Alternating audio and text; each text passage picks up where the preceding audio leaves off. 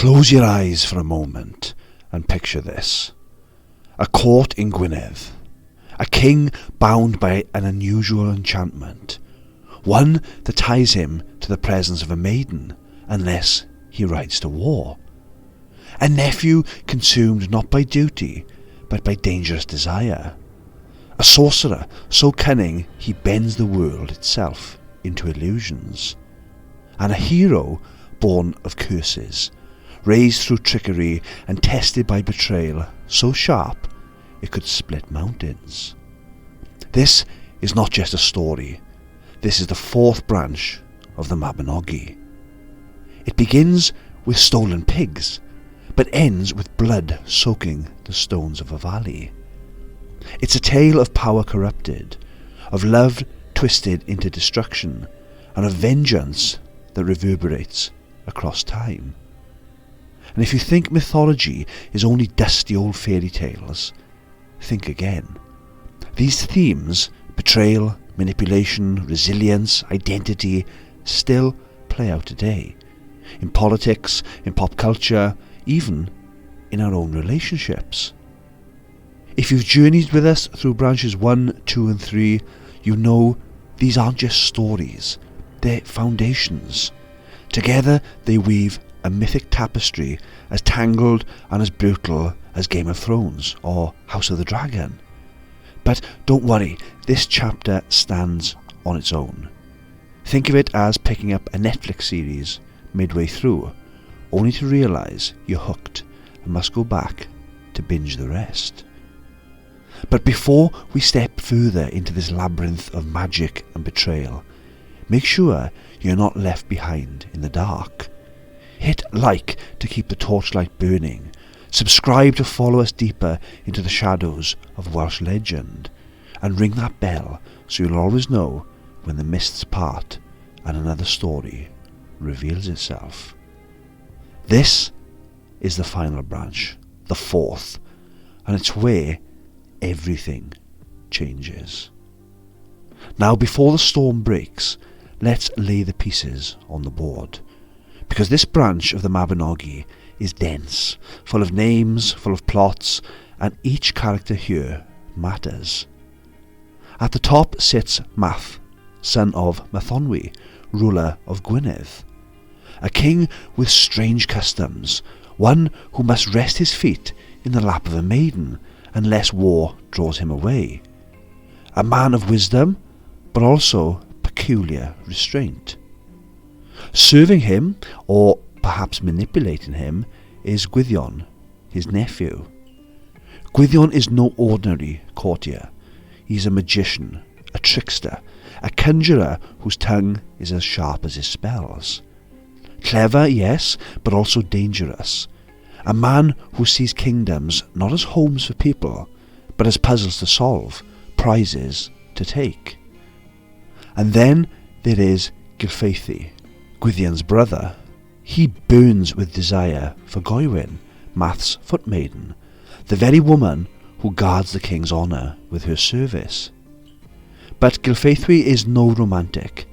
His longing twists darker, and it is Gwydion who promises him satisfaction, no matter what the cost. And so we see it, two brothers driven by lust and ambition, circling Math's court like wolves. But the true spark lies further south, in the lands of Dyfed. There, on the throne, sits Pryderi, our Pryderi, the boy we first met as an infant, stolen away in Branch 1, raised among horses, falsely mourned by his mother Rhiannon, the youth who returned through trial, stood beside his mother in the darkest hours, and grew into a ruler tested by fate. Now he governs Dyfed, and he is not just a survivor of story, he is a king in his own right. And he holds something precious. Pigs. Not ordinary pigs, but otherworldly gifts. These creatures were sent to Pryderi by Arun, Lord of Annwn, the same Arun who once swapped places with Pryderi's father Pwll in the very first branch. These pigs are tokens of trust, of friendship between men and gods. Their presence is more than wealth, it is prestige, power, and divine favour. And so, when Gwydion looks upon them, he does not see animals, he sees opportunity. Here at last, the trap is set. Gwydion schemes to steal the pigs, not for food, but to win favour with Math, to distract him, and in doing so create the perfect opening for Gyrfaethwy to take Gwydion. So how does he do it? With illusion, with lies. Gwydion approaches Pryderi cloaked in charm.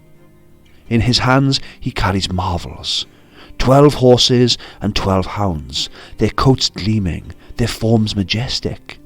But they are no true beasts. They are conjured from toadstools, illusions of grandeur shaped by magic. To Pryderi they look like treasure. To us they are ticking clocks waiting to strike midnight. The exchange is made, pigs for horses, Dyfed's honour traded for a lie. But at dawn the truth is revealed. The steeds and hounds collapse into the fungi they truly are, and Pryderi realises he has been deceived, not merely robbed, but humiliated. And humiliation demands redress. Pryderi gathers his men, he raises his banners, his voice rings across the valleys of Dyfed. March to Gwynedd. This is not a raid, not a theft to match theft. It is war. And so the pieces move. In Gwynedd, Math readies his host to defend the realm, unaware of the true reason for Pryderi's wrath. In Dyfed, a king wronged by trickery prepares to fight for honour, and behind it all, Gwydion smiles in the shadows, his brother Gyrfaethwy waiting for the chaos that will open the court and give him what he desires most. The fourth branch is not a tale that begins with a bang, it begins with a slow tightening of the noose, and now the noose is ready to snap. They meet at Tremadog Bay, Dyfed and Gwynedd, two proud kingdoms, their warriors crashing together like waves upon jagged rock. The sand churns to mud beneath stamping feet, the cries of men echo against the cliffs, and the air itself feels heavy with salt, smoke and steel. This is no skirmish, it is thunder. Spears shatter, swords ring against shields, the wounded fall into the tide, and the sea itself turns red. At the front, Pryderi fights like a man possessed. He is no distant king directed from a hilltop. He is there among his men, blade flashing, shield braced, his presence igniting the courage of Dyfed's host. To his people, he is not just their ruler, he is their shield, their anchor, their reason to keep standing when the weight of battle threatens to break them. Across the field, Math's forces stand just as firm. But as Pryderi fights, something gnaws at him. The men he strikes down, they do not fight like thieves or schemers. They fight like men defending their home. Their eyes do not hold malice for Dyfed. Their swords are not driven by greed. And suddenly, Pryderi sees it with dreadful clarity. Math is not his enemy. The real architect of this bloodshed is elsewhere, watching from the shadows. It is Gwydion, the thief, the trickster, the conjurer of lies, who has drawn them into this chaos. Pryderi realises the truth too late. The men of Gwynedd and the men of Dyfed are not meant to be enemies. They are pawns, forced onto a board by one man's deceit. This moment of recognition cuts deep, because it's not just about the Mabinogi, it's about us. How often do we see the same pattern today? Wars, rivalries, feuds, driven not by the people who bleed for them, but by those in power whispering lies, manipulating truths, pulling strings for their own gain. Think of the endless TV shows and films where this truth repeats. Game of Thrones gave us Littlefinger, smiling in the shadows while kingdoms bled. In Star Wars, Palpatine engineers conflict from both sides, while good men like Anakin Skywalker are tricked into fighting the wrong enemy. The lesson is the same. Beware the smiling liar, because they'll turn brother against brother, neighbour against neighbour, until the field is soaked in blood. And Pryderi, he refuses to let the lie stand. The armies pause, exhaustion dragging both sides into silence. Shields sag, spears droop, the air quivers with anticipation, and then Pryderi steps forward. He does not challenge Math, he does not spit curses at Gwynedd.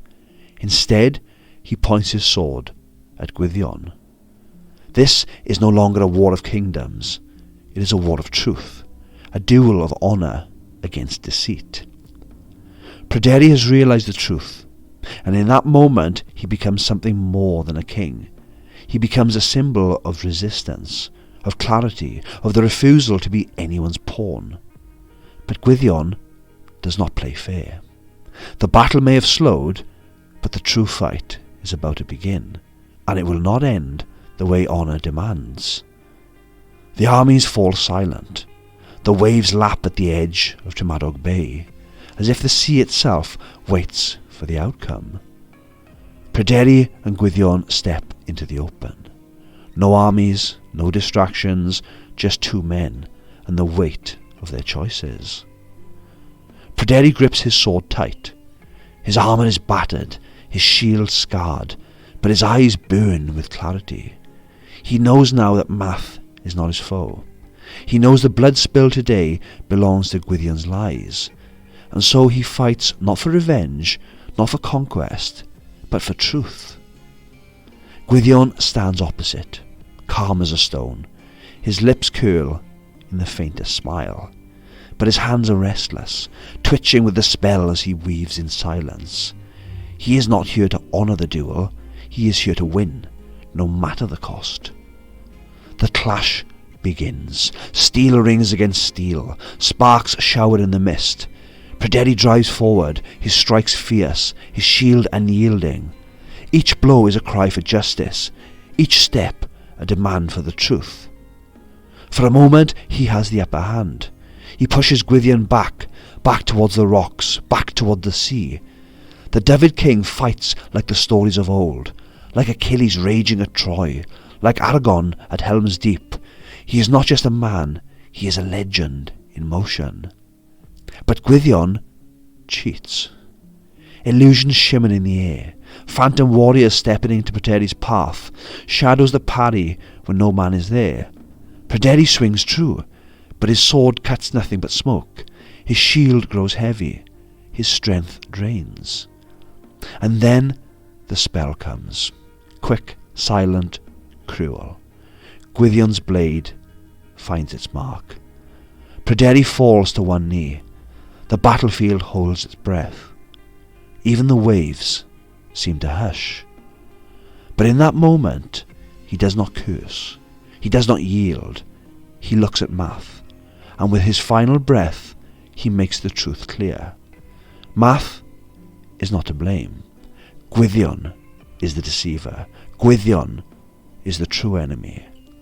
And then he falls. Our Pryderi is gone. The child once stolen from his mother's side, the youth who returned through trial and sorrow, the king who ruled with dignity, who carried the honour of Dyfed with steady hands. This is his end, not by noble contest, but by treachery, not by the will of the gods, but by the trickery of a man who smiled as he twisted fate. And it hurts. It should hurt, because Pryderi was more than a name in a tale. He was the heartbeat that tied the Mabinogi together from its very first branch. And what lesson do we take from this? That sometimes the truest strength is not in victory, but in clarity. Pryderi saw the truth, even as it killed him. He named the real enemy, so that we and his people would not be deceived. It is a reminder for us today How often are we led to fight the wrong battles, to see enemies where there are none, while the real deceivers smile from the shadows?